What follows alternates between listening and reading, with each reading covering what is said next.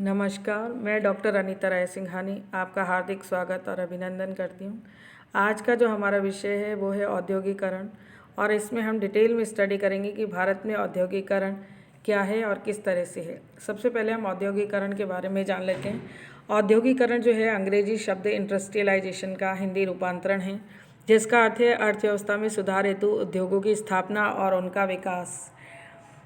औद्योगिकरण एक सामाजिक तथा आर्थिक प्रक्रिया भी है जिसमें उद्योग धंधों की बहुत ज़्यादा बहुलता होती है। औद्योगिकरण के कारण ही शहरीकरण को भी बढ़ावा मिलता है और मानव समूह की सामाजिक आर्थिक स्थिति बदल जाती है। कह सकते हैं कि यह आधुनिकीकरण का एक अंग है और इसके कारण वस्तुओं के उत्पादन में तेज़ी से वृद्धि होती है, किंतु इसके लिए अत्यधिक ऊर्जा की खपत करनी पड़ती है। औद्योगिकरण के लिए आधारभूत संरचनाओं अर्थात सड़क, परिवहन, संचार व्यवस्था, ऊर्जा के विकास की आवश्यकता पड़ती है और इस तरह औद्योगिकरण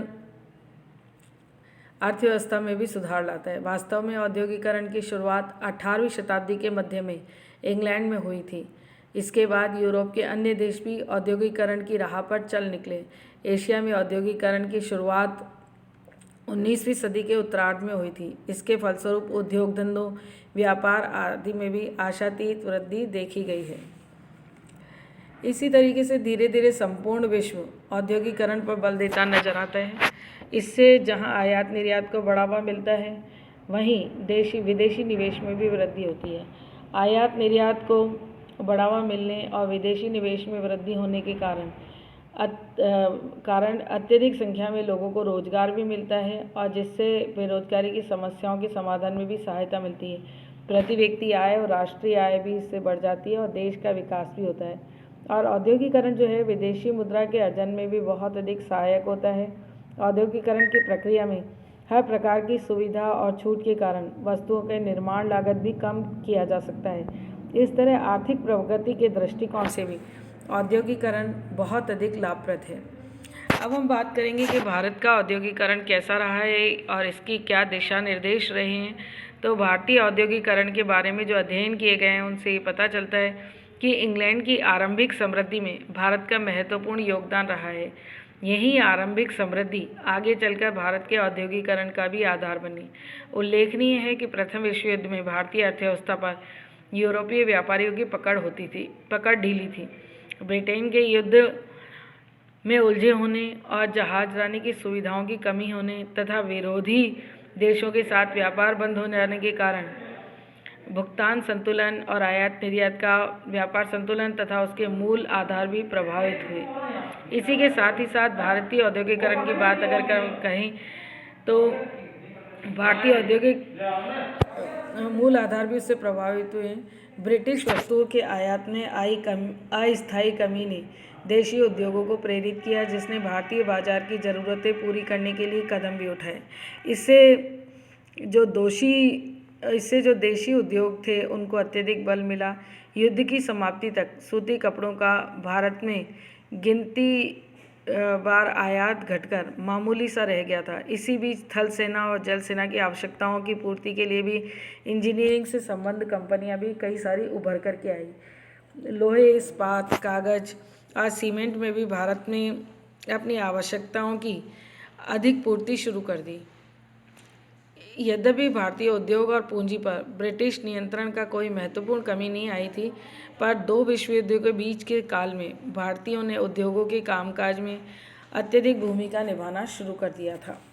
इसी दिशा में सबसे उल्लेखनीय प्रगति वर्ष 1924 में Tata iron and steel company द्वारा की गई, जब टाटा के जल विद्युत परियोजना चालू हुई। अनेक भारतीयों ने जूट और सीमेंट के उद्योगों में कदम रखा। चीनी और कागज उद्योगों में भी अनेक भारतीय कंपनियां उभरी। यद्यपि ब्रिटिश फर्म आगे रहीं, किंतु विदेशी आयात में कमी होने से मुख्यतः घरेलू बाजार की आवश्यकताएं पूरी करने वाले भारतीय उद्योगपतियों के दायरे में भी विस्तार हुआ। इस समय जो सबसे महत्वपूर्ण उद्योगपति उभरे उनके नाम थे बिरला बंधु, करमचंद थापर, डालमिया जैन और टाटा। इनके अतिरिक्त कुछ अन्य उद्योगपति भी थे जो मुख्यतः पारसी थे। भारतीय औद्योगिकरण की बात अगर हम कर रहे हैं तो यहाँ ये भी बात इम्पॉर्टेंट है कि इनमें से बहुतेरे विगत अतीत में जहाजरानी, व्यापार और बैंकिंग गतिविधियों के पारंपरिक माध्यमों से संपत्ति इकट्ठा कर रहे थे। इनमें से अधिकांश ने पारंपरिक धंधे जारी रखे और साथ ही नए उद्योगों में भी पूंजी लगाई, जो अक्सर ही ब्रिटिश पूंजी के सहयोग से होती थी। अब ये सवाल उठा कि उन उद्योगों के प्रति सरकारी नीति क्या हो। नए उद्योगों को इसी मुद्दे पर समस्याओं का सामना करना पड़ा, क्योंकि विदेशी पूंजी युद्ध के कारण आई तेजी का फायदा उठाना चाह रही थी। भारत में पूंजी लगाने की होड़ लगी हुई थी। इस बढ़ी हुई प्रतियोगिता, विशेषकर विदेशी पूंजी से प्रतियोगिता के सामने अनेक नए भारतीय स्वामित्व वाले उद्योग चरमरा गए। इन उद्योगों ने राज्य द्वारा संरक्षण दिए जाने की मांग को भी उठाए रखा। इस बात का महत्व इसलिए भी था क्योंकि यह मांग ऐसे समय में उठाई गई जब साम्राज्यवाद विरोधी आंदोलन का ज्वर तेजी से चढ़ रहा था। 1920 और 1930 के दशकों में संगठित राजनीतिक प्रतिरोधों की शुरुआत हो गई, जिसमें विभिन्न मोर्चों पर होने वाले आंदोलन भी शामिल थे। साम्राज्यवादी सरकार पर इस बात के लिए दबाव डाला गया कि वह भारत के आर्थिक विकास के हित में कदम उठाए। भारतीय व्यापारियों तथा उद्योगपतियों ने सरकारी नीति में परिवर्तन तथा संरक्षण दिए जाने की मांग की, जिससे कांग्रेस के नेताओं का समर्थन प्राप्त हुआ। वर्ष 1923 में विधानसभा ने एक प्रस्ताव पारित करके सरकार से मांग की कि भारतीय उद्योगों को संरक्षण देने के लिए ही नीति बनाई जाए। भारतीय औद्योगिकरण के अंतर्गत यह बात भी महत्वपूर्ण है कि बाद के वर्षों में और उन्होंने फिस्कल कमीशन आदि स्थापित किए और उन्होंने भी यही सिफारिश की कि ये उद्योग संरक्षण दिए जाने के अधिकारी हैं। ब्रिटिश नीति के साथ साथ भारत में औद्योगिक विकास को प्रभावित और अवरुद्ध करने के अन्य कारक भी थे। ये थे विदेशी निवेश, औद्योगिक संगठन और वित्त का स्वरूप। जहाँ तक भारत में विदेशी निवेश की शुरुआत हुई है तो 1856 ईस्वी में तब हुई जब पहली बार भारत में रेलों के निर्माण के लिए एक सार्वजनिक ऋण द्वारा धन इकट्ठा किया गया। भारत में विदेशी पूंजी के निर्यात के साथ ही वित्तीय पूंजी के दौर का भी प्रारंभ होता है। इसी तरीके से जो है अन्य दूसरी बातों के साथ ही इसका यह अर्थ भी था कि भारतीय बाजारों पर कब्जा करने के बाद भी असंतुष्ट ब्रिटिश उद्योगपतियों ने अपने बाजारों में मुनाफे का गिरती दरों के कारण अब भारत में अपनी पूंजी लगाने और सस्ते भारतीय श्रम के उपयोग द्वारा माल का उत्पादन करने व निर्णय लेकर के कार्य करना शुरू किया था। कहने की आवश्यकता नहीं है कि उनके उद्देश्य को जन कल्याण से दूर दूर तक भी उसका कोई रिश्ता नहीं था। अंग्रेजों ने अपने लाभ के लिए ही सही भारत में उद्योगों के विकास को बढ़ावा देकर एक तरह से इनके सुनहरे भविष्य की नींव रखनी शुरू कर दी थी। 1850 और 65 ईस्वी के काल में पहली सूती वस्त्र कारखाना, पहला पटसन का कारखाना स्थापित हुआ। ये इसी बात पर बल देता है।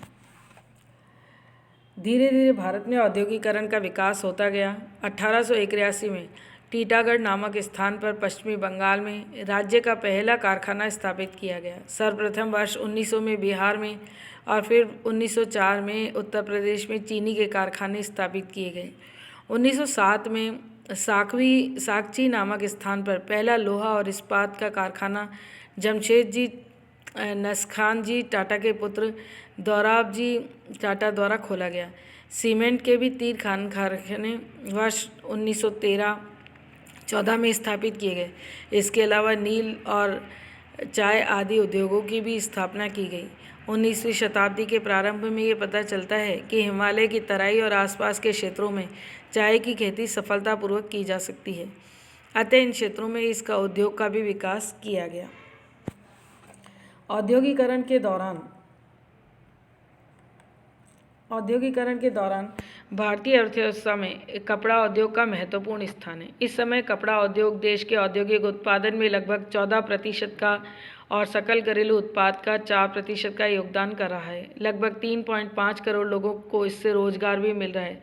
कपड़ा उद्योग देश में कृषि के बाद रोजगार देने वाला सबसे बड़ा दूसरा क्षेत्र है। देश के सकल निर्यात में इसका योगदान लगभग 17% है। भारत चीन के बाद विश्व का दूसरा सबसे बड़ा कपड़ा निर्यातक देश यह बन गया है। आज़ादी के समय भारत में 394 बड़े कारखाने थे, जिनमें से 14 कारखाने विभाजन के बाद पाकिस्तान में चले गए। कपास के उत्पादन के केवल 40% क्षेत्र ही भारत में रह सका, 60% क्षेत्र पाकिस्तान के हिस्से में आया। देश की सूती वस्त्र मिलें मुख्य रूप से गुजरात, महाराष्ट्र और तमिलनाडु में हैं। औद्योगिकरण में कोयले का अपना महत्व है। कोयला ऊर्जा और शक्ति का एक महत्वपूर्ण स्रोत है। भारत, चीन और अमेरिका के बाद विश्व में कोयला उत्पादन में तीसरा स्थान रखता है। भारत को काला सोना की संज्ञा भी दी जाती है। भारतीय औद्योगिकरण की जब हम बात